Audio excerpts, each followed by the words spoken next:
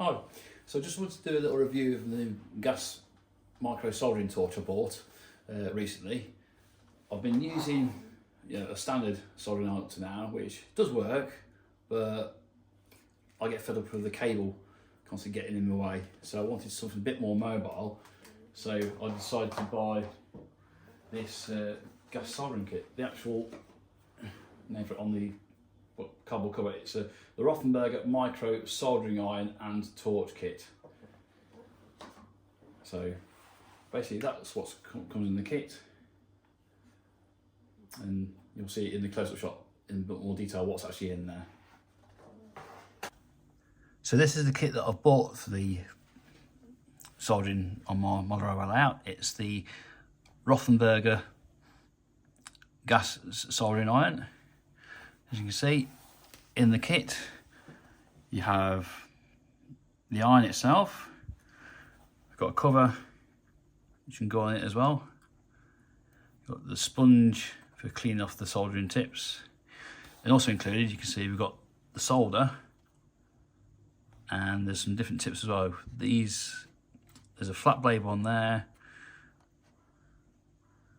a blunt one there, a pointy one there, and that one is just another little short pointy one. So in a little bit more detail, so in the kit we get the gas soldering iron, and with the different tips there you can unscrew that there, which completely removes it. You can see the innards there. If you want to use it just as a gas burner, like a gas torch, sorry, you would take that piece off, just come from rolling off there. So take this piece off, leaves you with this, and just screw that back on there again, like that. So you're left with that. You can just about see the nozzle in the end there. And then to get it going, just move this out of the way. You have the trigger there, but you have to press this little red button first on there to get it going there. On the side, you have this locking mechanism there. So once you've got the gas flame lit, if you want it to continuous, you slide this that way, which I'll show you in a second. On the back of the torch, well, not 100% clear in this shot, there's a little slidey switch there, which I need to move to the right for full flame, which I'm just going to do like that. So that's over. So to light it, you press that button and pull the trigger at the same time. Like this is an automatic lighting one. It's basically like a cigarette lighter. It's piezoelectric. You don't have to manually light it with a separate torch. So there you go. So press. Okay, let's try that again. There we go. Let's see how it went straight off there. So I'm going to try it again, but sliding this over this time instead. So slide that over there. See, let go of the trigger, it now stays on all the time. Quite a long flame. Like I say, you can adjust it with the slide there. You can just see it's lower in there. That's at its lowest setting. Then to turn it off again, is just release the continuous switch. So that's off there.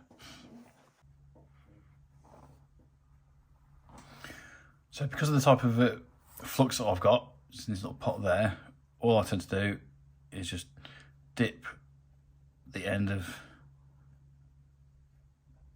the bare wire in there, on that one. I'm going to do the same on this one.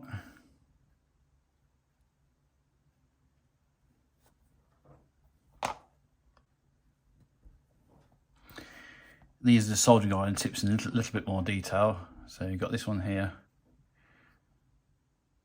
It's nice flat on there. If you look at it end on, just try and get a good shot. You see it's like a bit of like a wedge shape. That's that one. This one is a little bit more stubby. Look at it end on.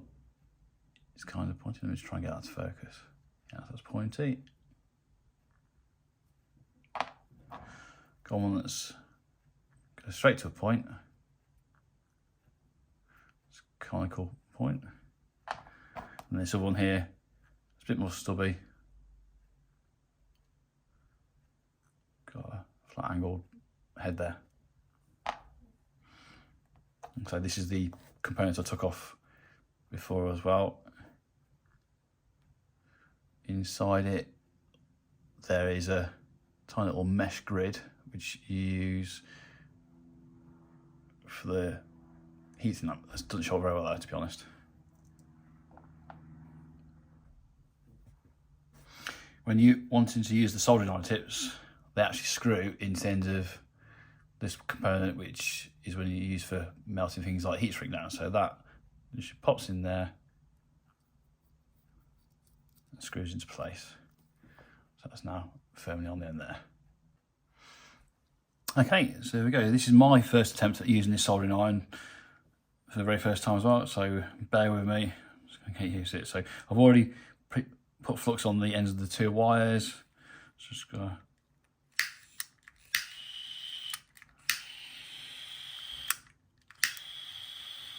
that's it. You can just about see on the side of the things there. See how it's glowing yellow. In the instructions it actually mentions about turning the flame off. So I'm going to give that a try. See how it's up. Apparently this button here turns the flame off, so let's give that a try.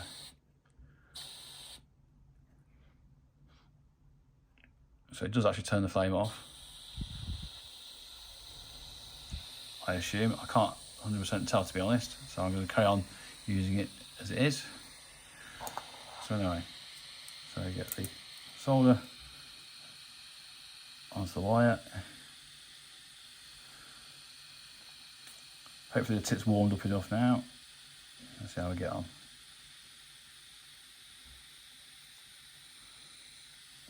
So, not a brilliant start if I'm honest.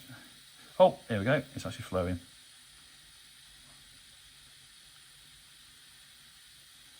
That's actually quite good. I was just waiting for it to get warmed up, so it wouldn't work straight away. And now on there, and it's already flowed on there. Right, I'm going to turn this off for a second. I don't want too much smoke to appear because I've got a smoke alarm in my flat. I'd rather not set that off. So, dip it in there, cleans head.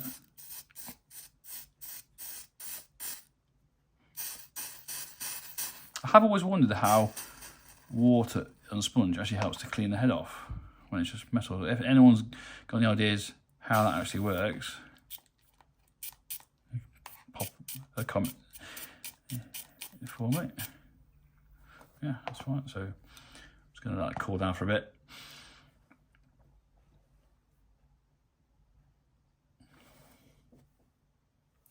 And I'm just going to rearrange the wires so they're touching each other. I'm going to be soldering these 2 wires together for the test.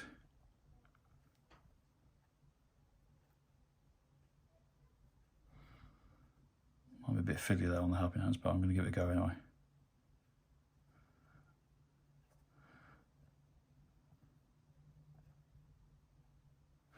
Right, let's give it a go.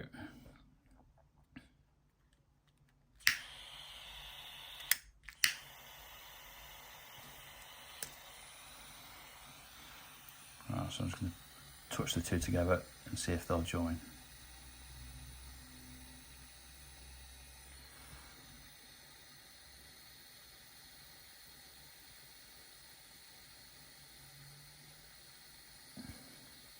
So I'm just waiting for the iron to heat up. Yeah, there we go. Perfect. Just turn my iron off. So now I'm going to test out the hot air function of the soldering. So I've got the hot air tip on. Just got a little grid in there. I'm just going to light it now. Got this heat shrink set up on here, so I'll just need to slide that on there. The joint. Just reattach there, so it's a bit more held in place. Alright, let's see how well this works.